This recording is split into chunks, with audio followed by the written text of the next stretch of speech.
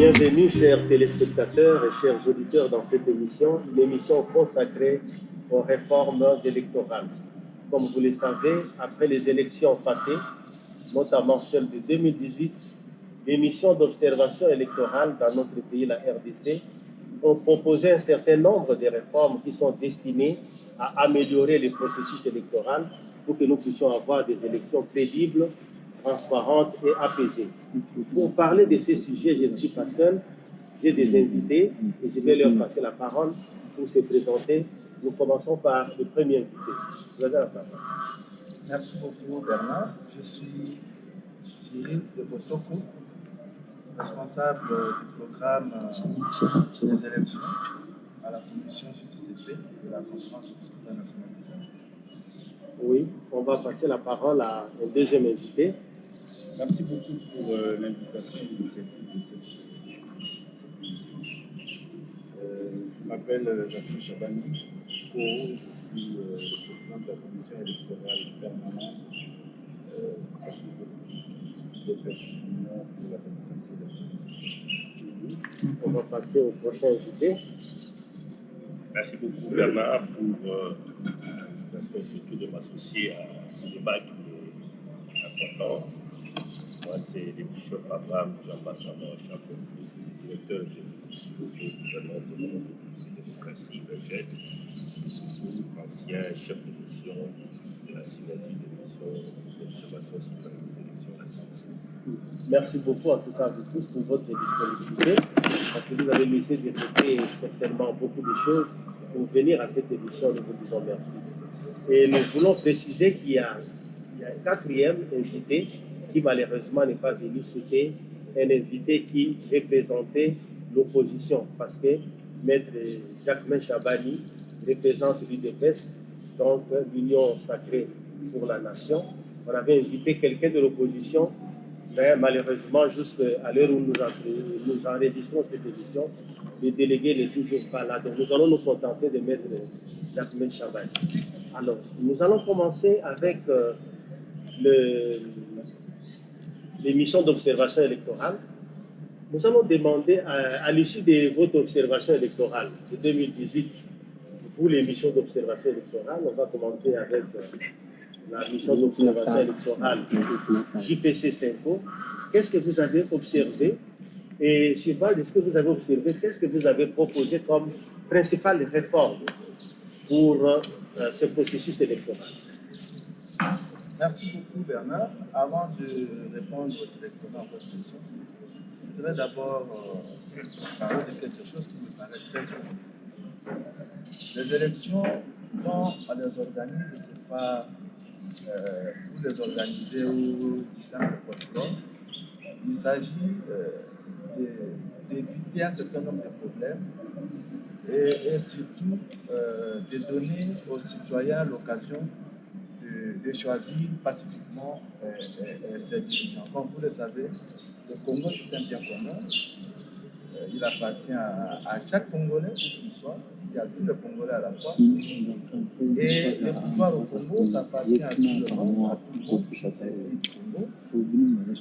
Et si on n'organise pas de manière pacifique l'accession au pouvoir, tout le monde va chercher à devenir chef, ça sera l'anarchie, ça sera du désordre, ça sera des guerres civiles, ça sera tout ce qui peut être.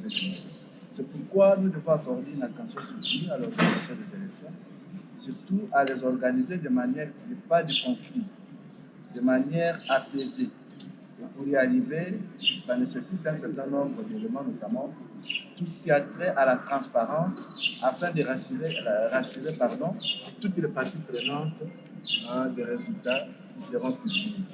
Voilà pourquoi nous, comme mission d'observation électorale, nous avons connu ce travail entre 2015 et 2019 avec une dizaine de rapports d'observation publiés. Nous avons publié ici à temps et à contre-temps, tout le monde le sait. Nous avons conduit ce travail différemment des missions d'observation internationales qui viennent évaluer le niveau de respect des accords et autres engagements internationaux pris par notre pays à travers l'organisation des élections. Mais nous, comme organisation citoyenne, comme mission citoyenne, nous, c'est plus les aspects que je venais d'évoquer ici. Il faut qu'il y ait des élections qui respectent les standards, des élections qui promeuvent la transparence, des élections inclusives, etc. Et après les élections passées, nous avons, publié des rapports, comme je l'ai dit, et chaque rapport était assorti de recommandations que nous avons transformées en réformes. Il y en a beaucoup, mais je peux citer quelques éléments seulement. Quatre. Voilà. Par exemple, la publication des résultats du bureau de vote par bureau de vote. Listez ça simplement, nous allons y revenir. Deuxième, harmoniser et clarifier les dispositions de la loi électorale concernant le vote électronique. Troisième, le droit à un double recours, la possibilité pour un candidat éligible déclaré par la justice comme avoir échoué aux élections, d'avoir droit à ce recours au niveau des juridictions. Nous pensons aussi que la morale politique, la morale publique ne voudrait pas que les gens se choisissent leurs membres de famille comme suppléants et en même temps ils concourent à plusieurs scrutins au même moment, tout en mettant derrière des suppléants des membres de famille, ce qui ressemble plus à un affairisme politique. En ce moment-là, nous pensons qu'on puisse arrêter avec toutes ces pratiques. Merci beaucoup. On va passer à le bishop Abraham Djamba. On va demander chez vous, comme il a donné 4 grands projets de réforme, 4 grandes propositions de réforme. Chez vous, quelles sont les 3 principales réformes que vous proposez pour les élections à venir? Évidemment, pour nous, la société civile, dans cette année, nous avions proposé ce que nous appelons le référentiel de la société civile, le référentiel pour mettre la société civile pour la réforme générale. Il y a des grands axes qui sont abordés dans le référentiel, tenant compte justement des faiblesses que nous avions observées pendant le processus passé. Je ne parle pas seulement de 2018, la réflexion avait porté sur la somme des processus électoraux que nous avions connus. Et donc, en observant les faiblesses et même les irrégularités dans ce processus, nous avons proposé donc des mesures correctives qui sont voulées sous forme de réformes dans ce référentiel. Je disais que le référentiel est assez complet. Et si on peut prendre quelques points, par exemple. 3 grandes réformes. Voilà, par exemple, c'est la question de l'inéligibilité aux élections des candidats condamnés par un jugement irrévocable pour viol, exploitation illégale des ressources, détournement de deniers publics, assassinat, torture. C'est une problématique qu'il faut absolument débattre et pouvoir trouver des dispositions qui pourraient être vraiment justes et équitables pour tout le monde. Il y a aussi la question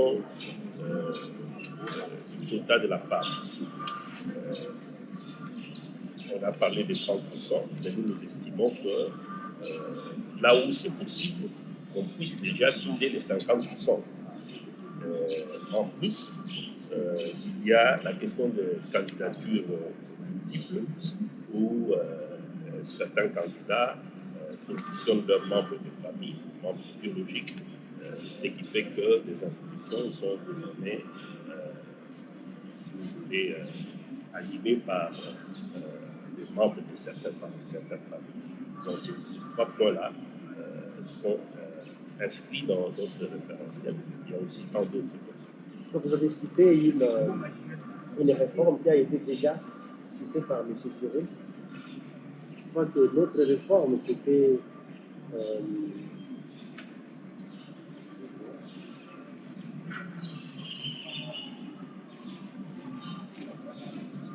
oui, c'était de clarifier les dispositions de la loi électorale sur les votes électroniques. Exact. Voilà.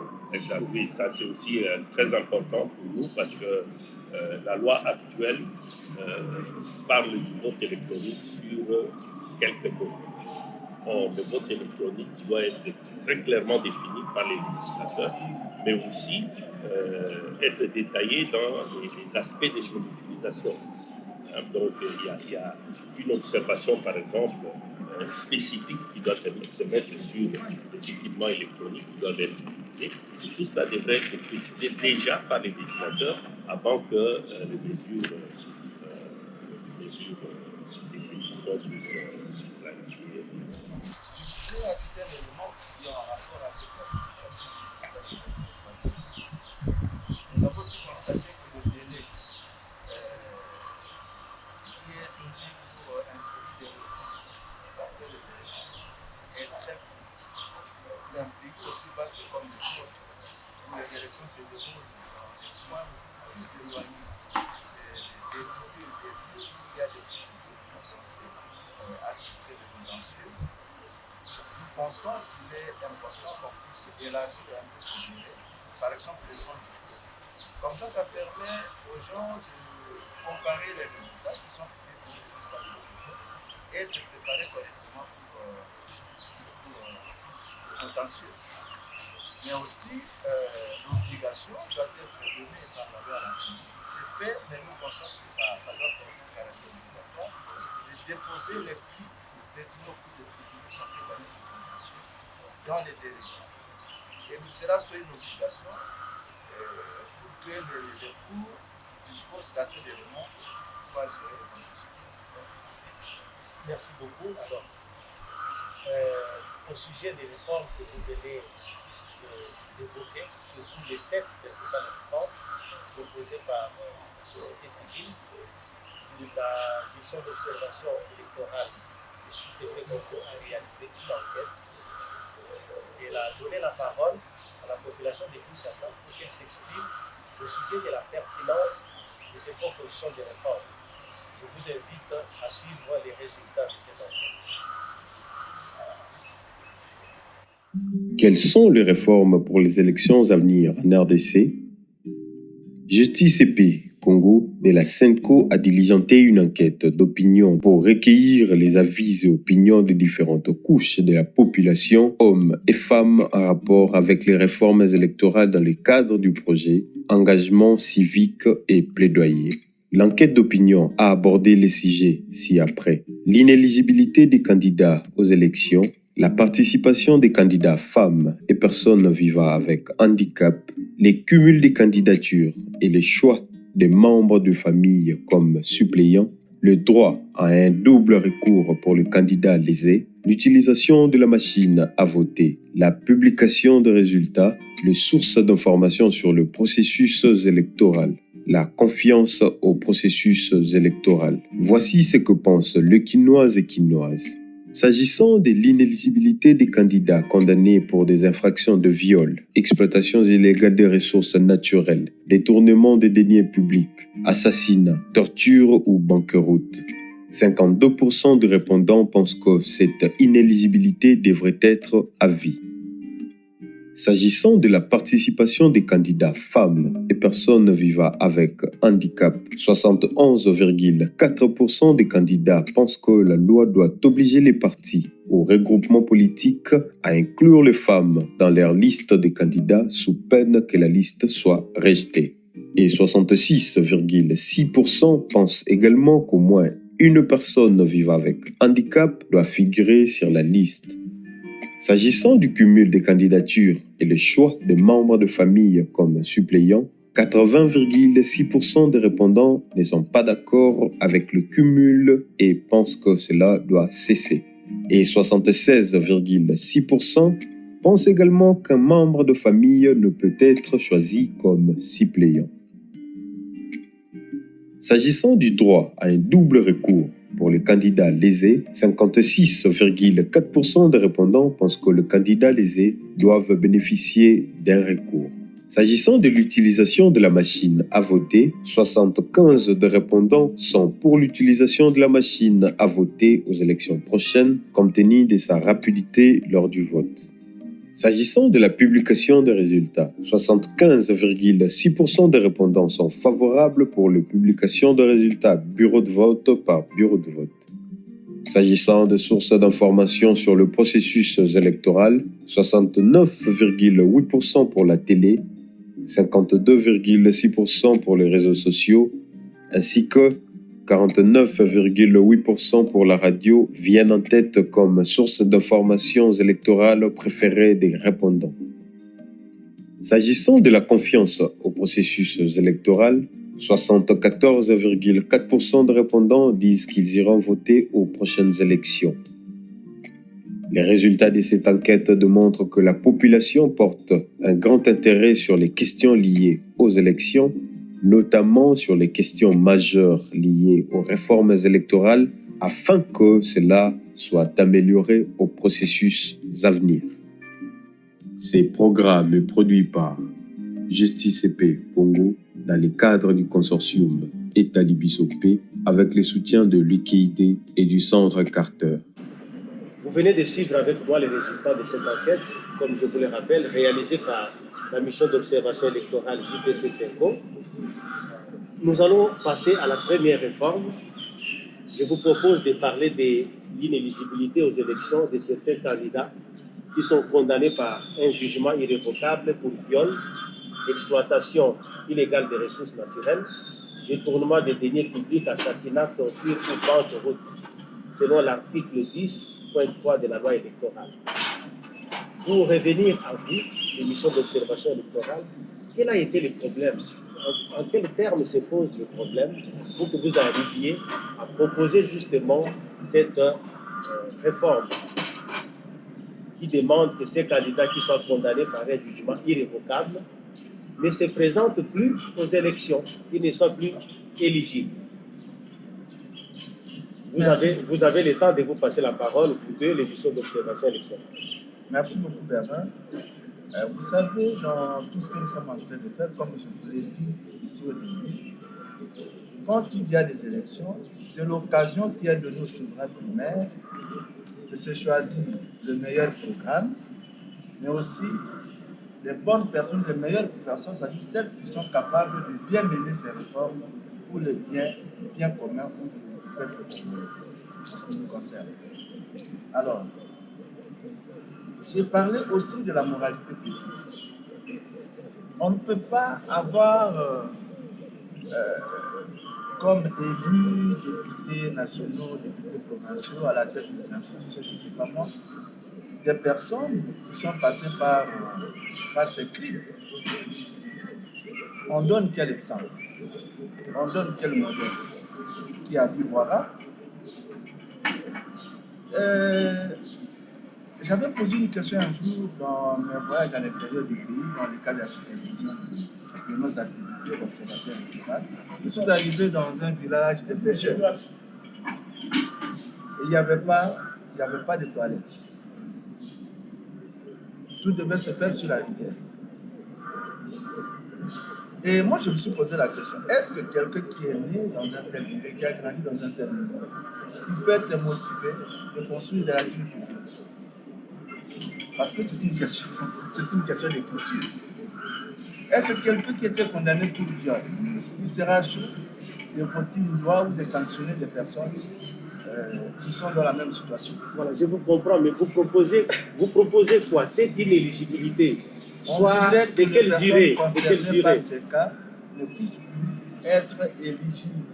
Durant combien de temps? Ils peuvent être électeurs, mais éligibles de manière définitive. De manière définitive. Voilà. Pas 10 ans, 5 ans. On voit que dans notre enquête, il y a des gens qui proposent que ce soit 5 ans, donc un processus électoral ou deux cycles électoraux. Je n'ai pas dit qu'on ne puisse pas voter pour nos frères qui sont dans le village des pêcheurs, mais c'est juste un exemple. Voilà. Donc vous vous dites, dès que vous êtes condamné, vous ne pouvez plus vous présenter aux élections pour moraliser. On ne peut plus vous donner l'opportunité d'aller diriger une institution ou de siéger. Voilà. Merci beaucoup. Je ne sais pas si Bishop a un mot à ajouter. Sinon, nous passons la parole à M. Jacquemin. Oui, effectivement, cette question-là suscite beaucoup de débats au niveau de la société civile. Parce qu'il y en a qui estiment que pour que les lois soient justes, il va falloir traiter ces questions avec une certaine équité. Lorsqu'une personne a été condamnée, vous comprenez que pour les politiciens, les partis politiques, c'est vraiment une mort politique et de dire définitivement il ne pourra plus être éligible. Et donc, il y en a qui pensent qu'il faut limiter cela dans les temps. Peut-être l'espace de... Qu'est-ce qui vous conviendrait? Moi, je me dis qu'il faut trouver effectivement des sanctions qui pourraient faire que la personne qui est sanctionnée puisse être reclassée socialement et même politiquement. Combien de temps? 5 ans, 10 ans selon vous? Bon, cela dépendra. Cela Vous dépendra. avez suivi la population qui propose que ce soit 5 ans ou 10 ans? Oui, donc c'est un débat ouvert. Mais sanctionner les personnes qui sont condamnées de cette manière-là, je suis d'accord. Mais je dirais qu'il y a quand même une certaine qu'après un certain délai, il sera défini bien sûr dans les débats qui va se suivre au niveau de la santé et du Sénat, qu'on puisse quand même faire. Ah, d'accord. Donc vous proposez qu'on puisse donner une dernière chance à ces personnes. Exact. Après la punition. Merci beaucoup.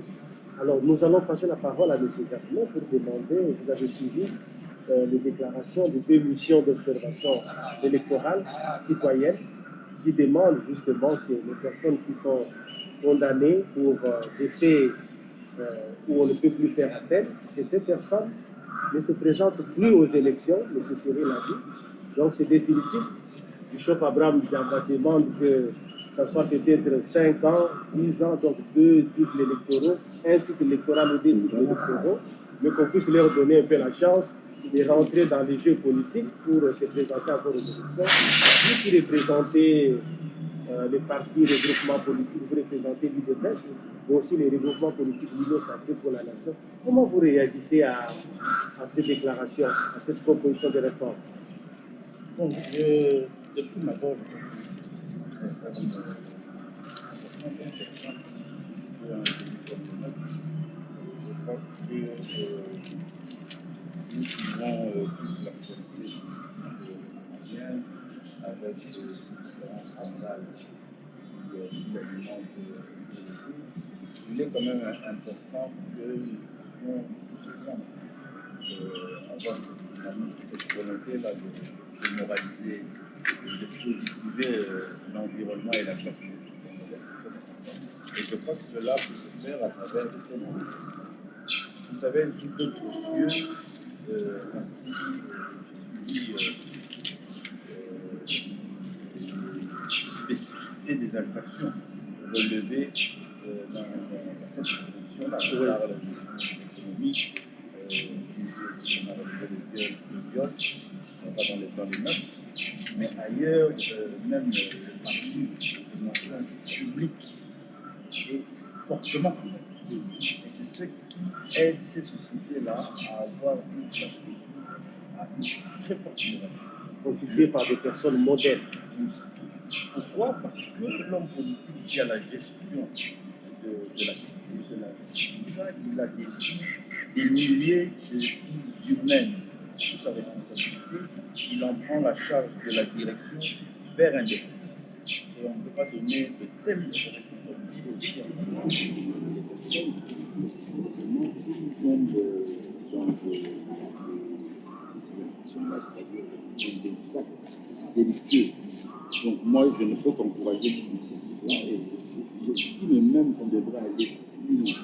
On devrait être extrêmement sévère pour permettre à notre pays, une très jeune nation, mais qui a un avenir devant elle, un avenir très long, avec de lourdes responsabilités.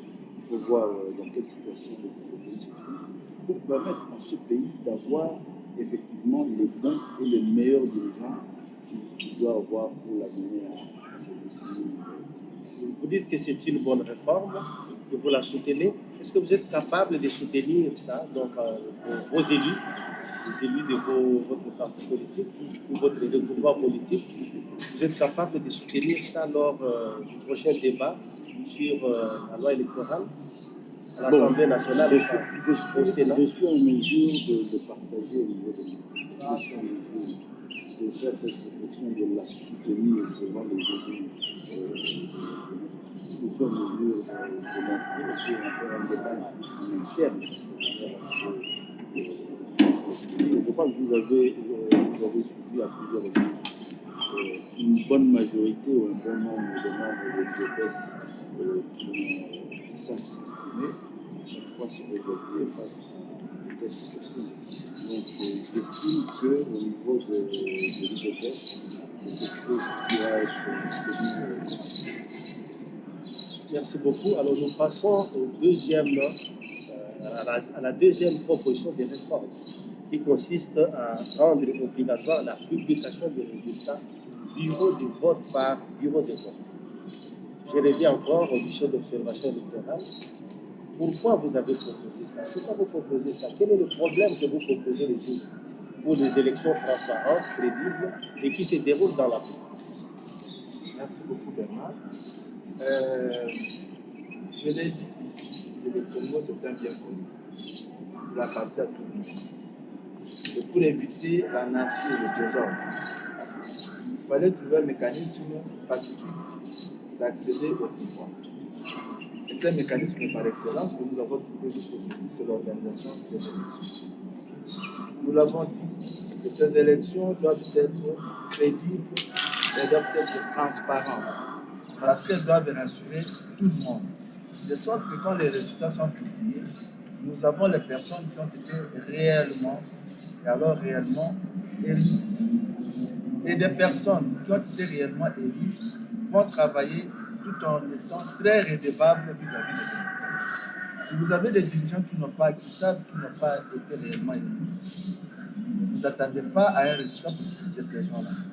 On dit la crainte des élections, c'est le début de la bonne gouvernance. Si nous avons des élections transparentes, où on voit clairement que c'est elle qui a été réellement élue, en ce moment-là, il y aura moins de conflits. Nous aurons des dirigeants réellement élus et la redevabilité de ces derniers vis-à-vis de la population sera forte. Bishop, vous avez quelque chose à ajouter? Merci. Cette question est alliée au pouvoir et aux droits des observateurs et des témoins aussi, mais aussi à l'équité et à l'équilibre pour assurer l'égalité des chances de compétiteurs. En fait, la question est même déjà dans la loi électorale. Mais ce que nous avons voulu cette fois-ci, c'est que le législateur lui-même puisse clarifier cela en des termes exprès dans la loi. Donc, que cela soit écrit expressément dans la loi. Parce que si le législateur dit que le processus, à la fois la Constitution et la loi électorale, disent que le processus électoral doit être mené selon le principe de la transparence, eh bien c'est tout dit.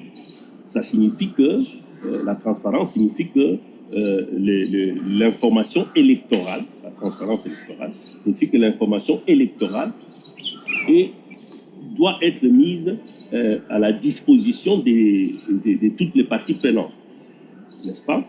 Alors, donc, en disant transparence, le législateur l'a déjà dit, que tous les résultats doivent être publiés à tous les niveaux. Mais seulement, en insistant bureau de vote par bureau de vote, nous sommes basés sur l'expérience du passé, où par exemple, certains bureaux de la CENI ont déclaré que le législateur ne les y a pas contraints.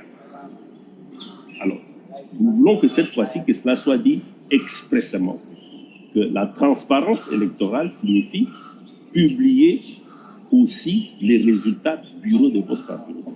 Et ça, ce n'est pas à la sortie des urnes. À la sortie des urnes, nous savons qu'on affiche les résultats devant les bureaux de vote. Ce que nous recherchons ici, c'est que les résultats de manière globale, à la fin de toute la collecte et des compilations, puisse être publié au niveau central, au niveau donc national, dans les sites de la CENI, où tout le monde pourrait suivre comment les résultats ont été enregistrés. C'est ça l'enjeu de cette réforme-là. Merci Bishop.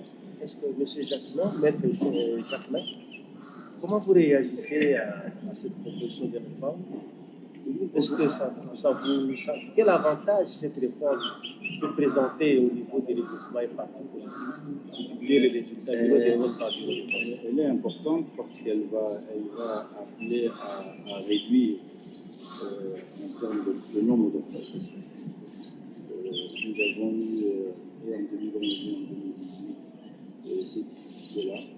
Et beaucoup de contestations étaient basées sur le fait qu'au niveau de la publication des résultats dans les bureaux de vote, il n'y avait pas de transparence. De la même manière même que les témoins de candidats et des partis politiques n'ont pas réussi à avoir en temps utile les PV aussi de certains résultats. Je crois que c'est extrêmement important. Et à cela, il faudrait même ajouter à ce que dans la législation, la question de la publication de la liste des électeurs au niveau des votes soit de stricte obligation pour la CENI, de manière à ce qu'on sache quel est le corps électoral de chaque bureau de vote. Il y aura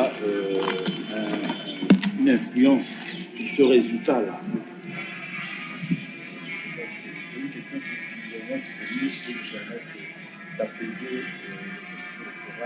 au moment de la publication des résultats, que tout soit clair, transparent, comme le veut un juge électoral. Je vous remercie, Maître, au nom de la population congolaise, qui est le souverain primaire qui appartient au pouvoir.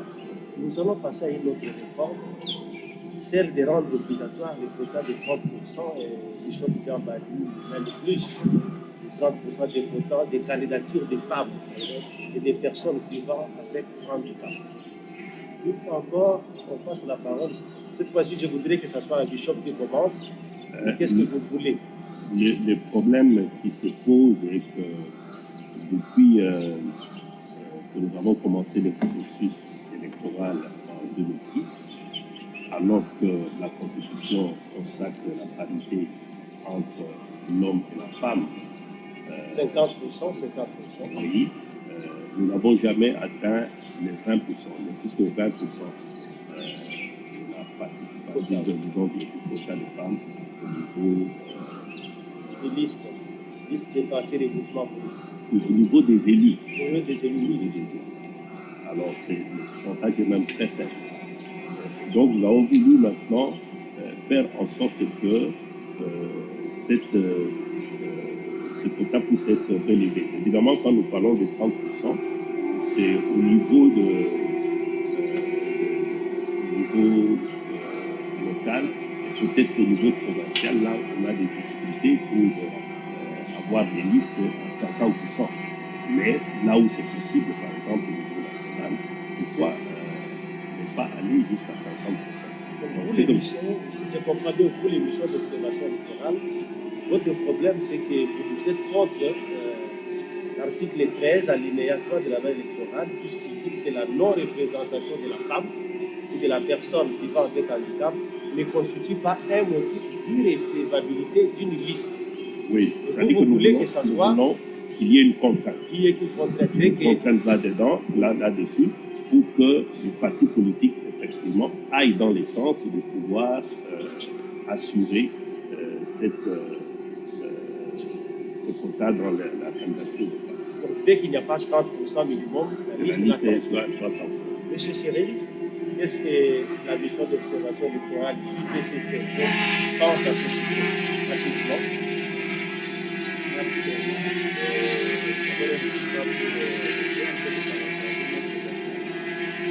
Quand il y a moins de complications, les personnes qui sont éligibles d'une forme collective.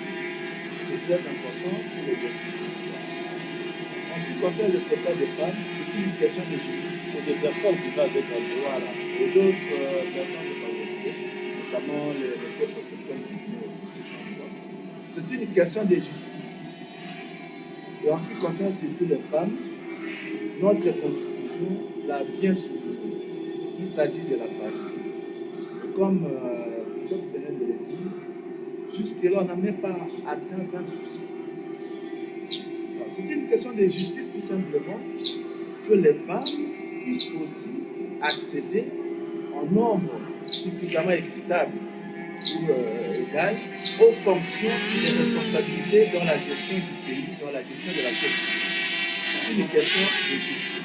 Parce que les femmes sont aussi des Congolaises, comme nous, on est Congolais. Le Congo leur appartient aussi. Nous, on ne peut pas les soustraire de ces droits-là d'accéder à l'exercice des fonctions. Non. C'est une question de justice. Il est important que nous avancions considérablement et à pas géant vers l'atteinte de la parité. Et on voudrait qu'au moins 30% cette fois-ci, ça nous mettra sur ce niveau. Maître Jacqueline Chabadou, quand vous vous mettez dans la peau des partis et des pouvoirs politiques, je sais que vous êtes le niveau sacré pour la nation, vous mettez-vous aussi à la place des partis politiques et des groupements politiques de l'opposition. Comment vous pouvez réagir par rapport à cette proposition de réforme?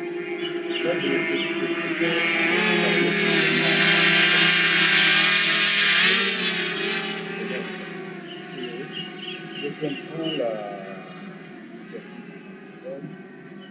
J'estime que déjà le dispositif légal mis en place à partir de la Constitution et du code de loi concernant la matière permet déjà à ce que la femme, congolaise, notre mère, notre soeur, notre compagne, nos frères et sœurs, les personnes qui sont avec handicap,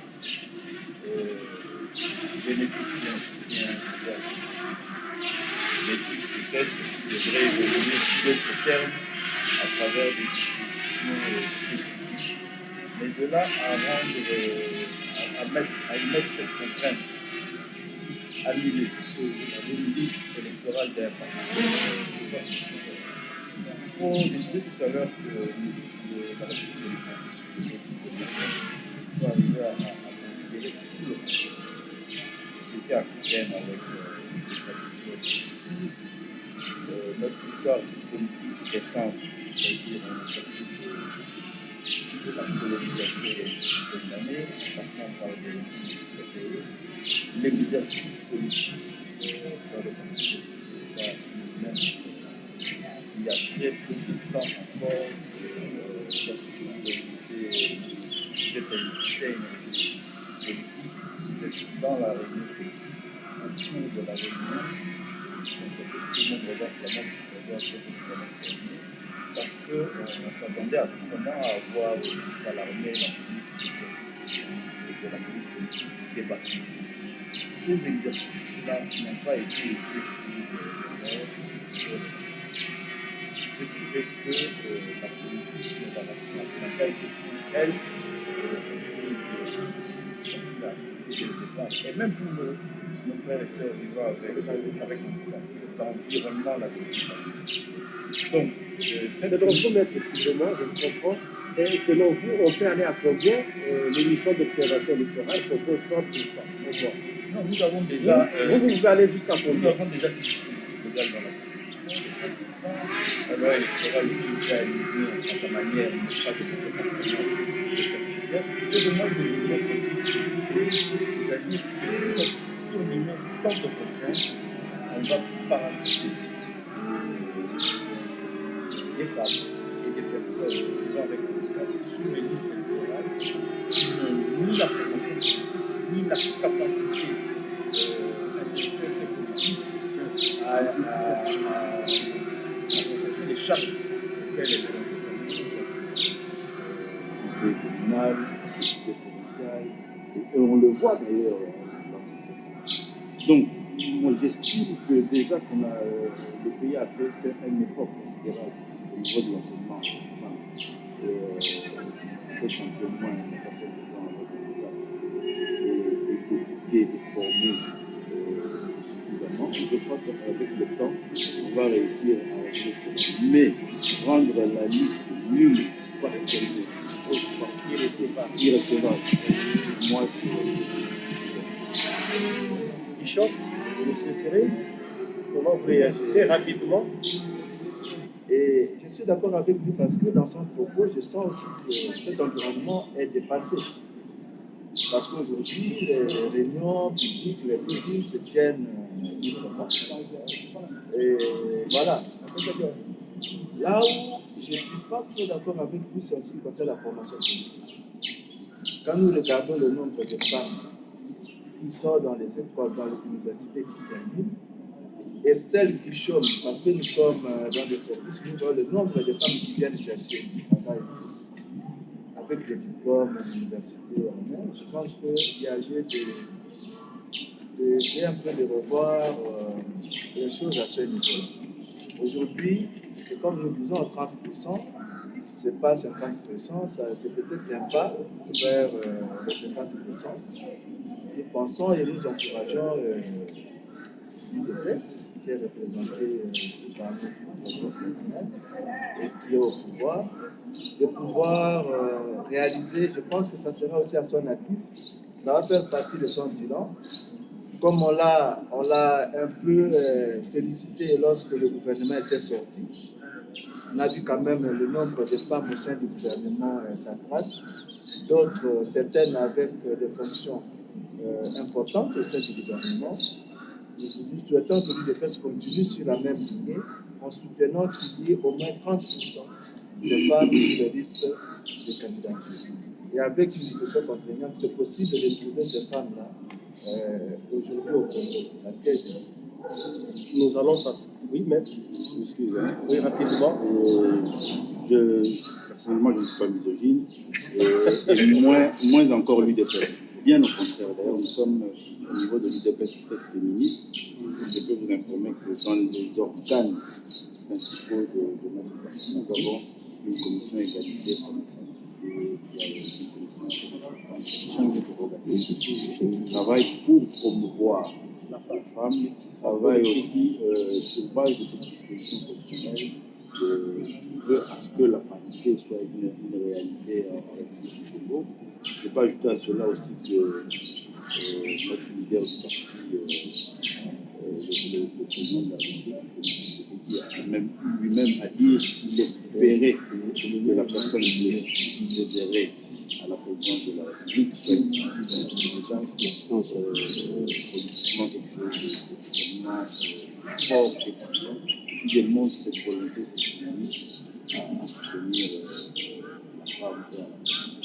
Une autre réforme que vous proposez pour les missions d'observation électorale, c'est qu'on interdise aux candidats de se choisir sa femme, son enfant ou un membre de sa famille biologique comme suppléant. Bishop Diamba, en quels termes se pose le problème? Avant de répondre à cette question, je termine la réflexion par rapport à la question précédente sur la sanction de la liste. Ce que nous avons voulu par cette sanction, c'est de pouvoir quand même susciter un comportement responsable de la part des partis politiques. Je sais qu'il y a un débat qui va naître autour de sanctions ou pas de la liste électorale, mais il faudrait que les partis politiques donnent suffisamment de gages de bonne foi sur cette question de la parité de femmes. C'est ça qui est plus important pour nous. Alors, en ce qui concerne la candidature multiple et... plutôt la suppléance. Oui, c'est ça, et la succession, effectivement, c'est fait par les candidats. Le jugement de la suppléance. C'est évident, parce que il est vrai qu'on peut trouver des personnes très compétentes dans une famille, mais c'est quand même, quand vous regardez par rapport aussi à d'autres membres du parti politique, ça serait quand même pas bienséant et moralement quand même douteux qu'une seule famille puisse occuper tous les postes de ces partis politiques. Peut-être qu'ils sont compétents. Bon, c'est une question qu'on peut discuter, mais c'est devenu comme une règle maintenant.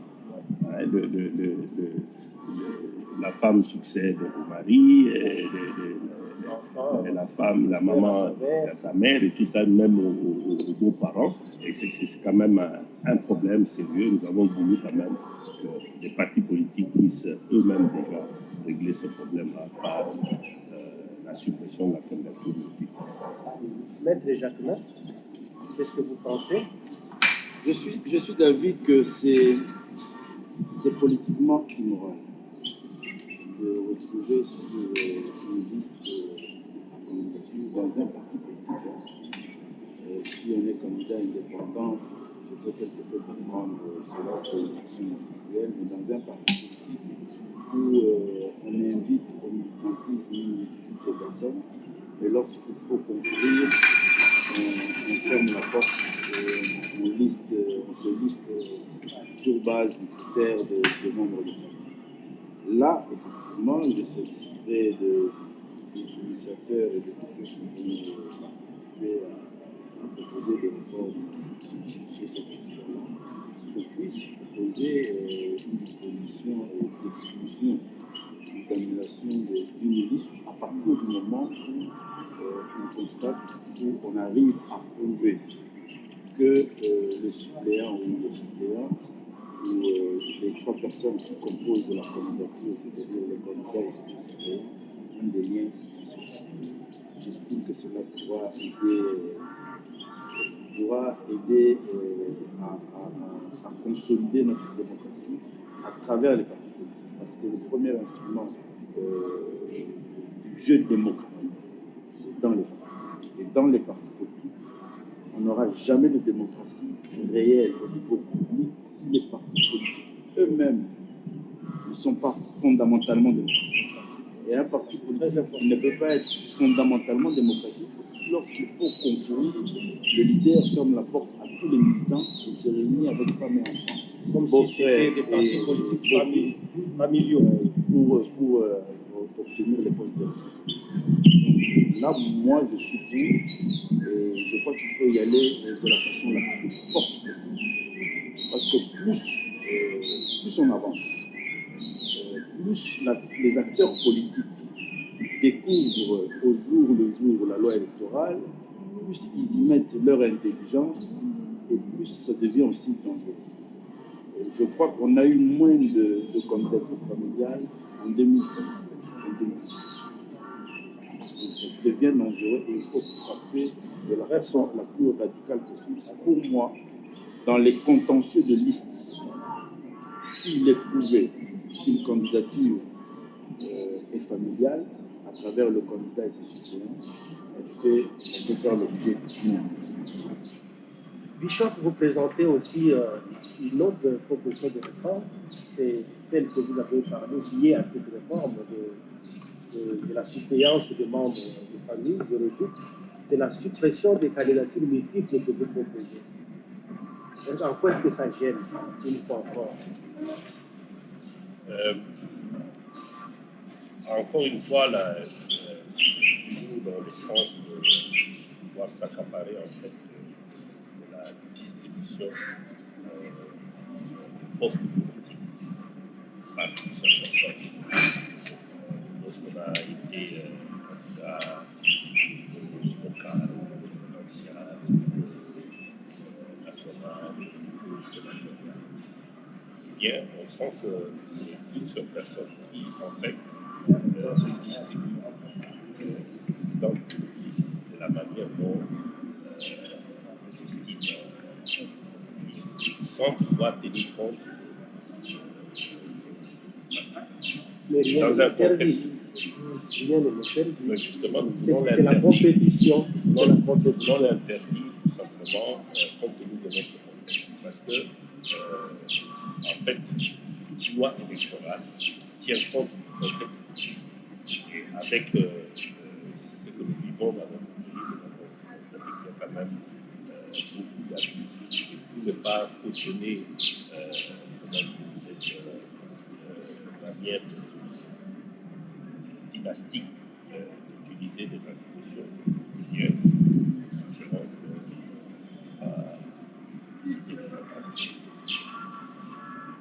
Maître Jacquemin, J'estime que si on a réglé la première, peut-être maintenant empêcher La suppléance des membres. strictement la suppléance des membres de famille biologique.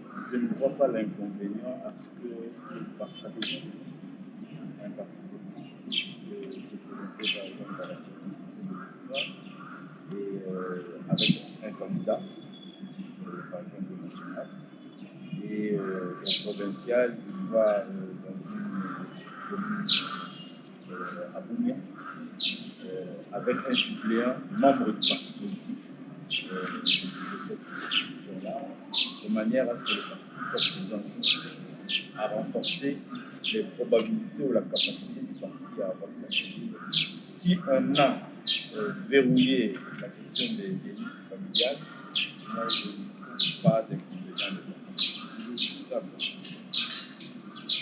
Je me rappelle lors des discussions au sein de nos réunions, comme société civile concernant cette discussion, ce n'était pas facile. Il y a beaucoup de collègues qui pensaient qu'il fallait tout simplement sursoir la mission de suppléants. Pour la circonscription qui ont plusieurs sièges. De sorte que si le premier de la liste a un poste de nomination ou quoi et qui abandonnait le deuxième, que celui qui est venu deuxième sur cette liste puisse prendre le siège. C'est plus méritant que la suppléance. Bon. Et ce qui m'étonne dans cette affaire-là, c'est que quand on va en politique, c'est plus sérieux. Donc c'est un sacrifice. Mais comment quelqu'un peut amener sa femme, ses enfants, peut-être un deuxième bureau aussi, pour qu'ils viennent toute la famille se sacrifier pour la nation? C'est quand même... Voilà tout ça. Et moralement, ça pose aussi problème. C'est derrière, il y a un esprit de tricherie aussi. Même si je prends l'idée de Jacquemin, comment il peut, lui, être plus méritant que tout le monde dans le parti? Il n'y a pas de gens. Discriminer une personne comme ça à travers des circonscriptions, ça fait cacher aussi une crise. Parce que vous cherchez à donner des sièges aux suppléants. Pourquoi vous ne présentez pas ces suppléants? Peut-être qu'il n'aura pas le plébiscite de la population. Et nous avons dit ici que lors des élections, le peuple a l'occasion de se choisir le meilleur programme et les meilleurs animateurs de ce programme. Si vous considérez comme meilleur, vous disséminez partout pour arracher des sièges et donner des personnes peut-être moins méritantes, je pense qu'il y a un problème. Donc les deux vont ensemble. Les deux vont ensemble. D'ailleurs, c'est plus objectif de travailler sur les candidatures multiples que sur les suppléances des membres de famille. Parce que ça serait difficile de détecter peut-être tel membre de famille, tel enfant, il y a toujours beaucoup de gens. Mais si on ne dit pas de candidatures multiples, c'est fini. Cette affaire-là est cassée en grande partie. Et comme ça, on peut veiller, ne plus se trouve, le seul nom se trouve, si la personne qui est suppléante, ainsi de suite. Mais si c'est la liste des partis, ce que nous voyons concrètement, c'est quoi? Ce n'est pas le parti, par exemple, au niveau national, qui dresse les listes de candidatures. Nous voyons les gens, quand nous descendons sur le terrain, vous voyez des leaders de partis au niveau des chefs-lieux de province qui dressent les listes. Il y en a qui, il y a 6 territoires, 6 leaders, on désigne un leader pour chaque territoire qui se choisit son suppléant. Ce n'est même pas le parti. Le parti, pas seulement le nom qui arrive. Si les partis, au niveau des partis, déjà, on commence à contrôler comment on dresse les listes de candidats à travers le pays, si on contrôle ces phénomènes, ces processus, et qu'au niveau de la CENI, on contrôle aussi dans l'analyse des dossiers, je pense qu'on peut arriver à quelque chose. S'il a un peu effleuré cet aspect, c'est que les électeurs, pour eux, ils ont élu un candidat. Ils s'attendent à ce que la personne exerce le mandat. Mais finalement, ils se retrouvent devant une personne qui n'aurait peut-être pas été élue.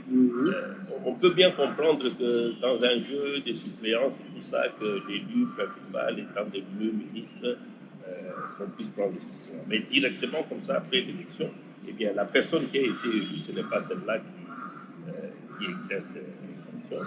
Et ça fait quand même une frustration de la part des électeurs. une déception. Donc la personne ne peut pas représenter l'électorat. Exactement. Oui, je peux parier quelque chose, c'est que si il y a vraiment une vie démocratique dans les partis et la désignation des candidats se fait de manière démocratique, il y a fort à parier qu'il n'y aura pas ce genre de... Merci beaucoup. Une autre proposition que vous proposez, c'est le droit à un double recours. Donc pour vous, la possibilité pour un candidat qui a été déclaré inéligible par la justice d'introduire un autre recours. Qu'est-ce que vous avez constaté, M. Siré et votre autre, en tant que mission d'observation électorale, qu'est-ce que vous avez constaté pour proposer cette réponse rapidement? Le droit à un recours, c'est parmi les standards. Oui, c'est parmi les standards Et internationaux. les élections ne sont pas acceptées. Il y a un droit à un recours. Ça, c'est la première chose. Deuxième chose, il y a un fait qui nous a quand même réveillés tous. Ce qui s'est passé entre certaines cours d'appel faisant office de la cour d'appel, la cour administrative d'appel, qui ont vu certaines de leurs décisions défiées par le Conseil d'État. Parce que le Conseil d'État, c'est la juridiction qui est au-dessus du Conseil d'appel, administratif d'appel. Voilà. Le cours administratif d'appel, je voulais dire. Voilà. Vous voyez que c'est un problème déjà qui est suscité et qu'il faille résoudre. Que ce recours soit reconnu. Et si au niveau des cours administratifs d'appel, tu n'es pas satisfait, tu peux maintenant recourir au Conseil d'État comme s'il n'y aura plus de conflit. Est-ce que ça n'ajoute pas le temps? Mais le temps, mais si nous avons dit ici même qu'on doit rallonger cette fourchette-là comme de 30 jours pour permettre qu'on puisse bien traiter ces questions-là. Donc c'est très important qu'il y ait recours.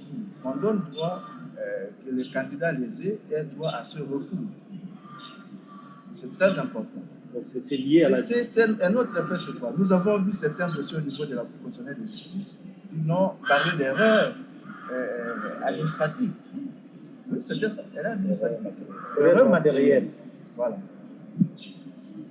C'est faute de ces recours-là qu'on voit un peu, est-ce qu'on doit traiter les dossiers de candidature des députés nationaux directement à la Cour constitutionnelle de justice, à la Cour constitutionnelle, pardon, ou à un certain niveau, de sorte que ces gens-là puissent avoir cette possibilité d'introduire un recours à une autre instance. Nous l'avons vu avec le Conseil d'État et les cours administratifs d'appel. Maître Jacquemin, droit à un recours et aussi la prolongation de la durée justement pour ce recours. Oui, ça fait partie des principes mères de tout processus électoral. La justice, le candidat doit se sentir à part égale face à toutes ces épreuves.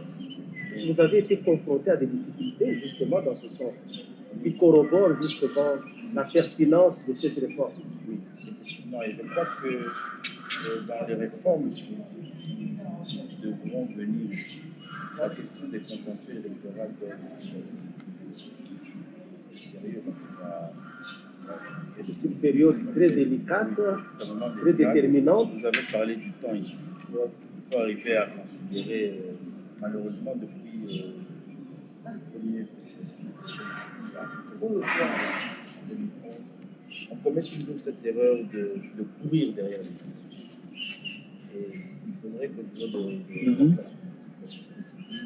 on arrive à réaliser que lorsqu'on court derrière les élections, on a toujours ce genre de raté, c'est-à-dire que le temps des contentieux électorales, l'opinion politique a l'impression que ça tire en longueur et il faut en finir. Et il y a une pression sur les cours des tribunaux qui fait que lundi, toutes les décisions doivent être prises. Comment vous allez rendre les décisions ici? Vous ne savez pas délibérer. Moi, j'ai même appris qu'il y a encore des réflexions au niveau de certains magistrats. Jusqu'à présent. Donc, vous voyez, c'est un problème. Donc, il est important que ces dispositions légales soient bien revisitées en tenant compte de toutes les difficultés qu'on a connues, mais aussi la formation des magistrats doit être prise avec les magistrats et même les avocats. Donc, il faudrait que nous puissions arriver à multiplier ce type d'exercice-là pour qu'on améliore la vie. On va rapidement parler du vote électronique. Monsieur Séré, vous demandez qu'on harmonise et qu'on clarifie les dispositions de la loi électorale quant à ce. D'abord, au niveau de la formulation. Le vote électronique ne peut être appliqué pour les élections en cours. Voilà. Il faut qu'on revoie cette formulation. D'abord, on doit retirer ça, cette assise. Et puis, on a déjà appliqué le vote électronique. La machine à voter, c'est le vote électronique. Ce qui est important, c'est pas un vote électronique. Non, mais je sais que c'est un débat. On sait comment ça s'est passé. C'est un débat. On a dit que c'est une imprimante. Une imprimante, c'est tout imprimé, ce qui est saisi dans une machine. Et vous connectez avec l'imprimante, vous imprimez.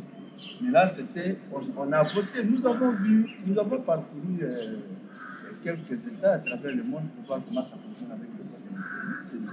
C'est pas différent de ce qui s'est passé chez nous, parce que les gens votaient dans la machine. Oui, c'est un long débat. On appuyait sur la machine et la machine elle-même parlait à voter. Donc, c'est un long débat. C'était un vote électronique. C'est un long débat. Mais alors, ce qui est important maintenant, c'est que les spécificités de ce vote électronique soient détaillées dans la loi.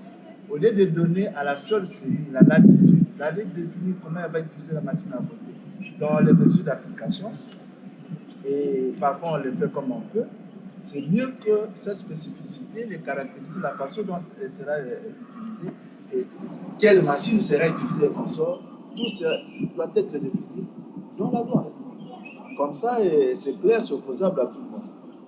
Merci Bishop. Une réaction rapidement, sinon on passe la parole à Maître Jacquemin. Non, c'est évident. Il y a une seule ligne sur le vote électronique. Donc, le vote se fait soit par papier soit vote électronique. Alors, il faudrait que l'administrateur puisse clarifier d'abord la définition de ce qu'on appelle vote électronique, ce qu'il appelle vote électronique. Mais en plus de cela, il y a aussi la procédure, n'est-ce pas? Comment utiliser les équipements électroniques dans un vote. De la même manière qu'on détaille comment on peut voter quand il s'agit de vote manuel, de la même manière aussi, nous avons besoin de pouvoir avoir ces éléments-là au niveau du législateur pour que, par exemple, pour nous, ça serait utile, aux autres observateurs, ça serait utile que nous puissions savoir comment justement observer l'équipement électronique. Je crois savoir que dans certains pays, il y a même 23 niveaux de vérification que les observateurs exercent sur l'équipement électronique. Donc il faudrait que l'utilisation du vote électronique donne confiance à tous les compétiteurs, mais aussi à toutes les parties prenantes. C'est ce qui est visé en fait dans cette réforme. Maître Jacquemin, votre réaction?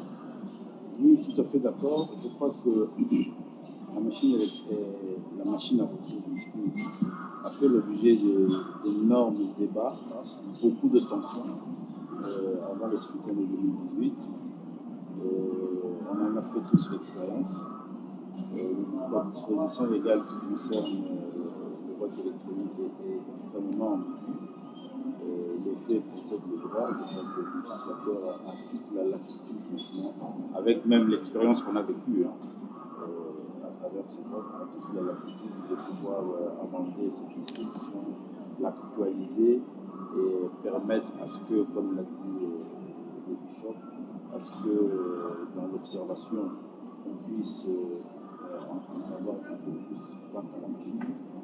Dans la proclamation aussi des résultats, donc il faudrait que les dispositions légales puissent détailler tout cela de manière à mettre en confiance l'électeur, le candidat et le parti. Merci beaucoup. Je crois qu'avec cette dernière réforme sur la clarification des dispositions de la loi électorale sur les votes électroniques, nous avons épuisé tout notre agenda de cette émission. Je vous remercie. Monsieur Cyril, vous êtes de la commission de JPC Congo.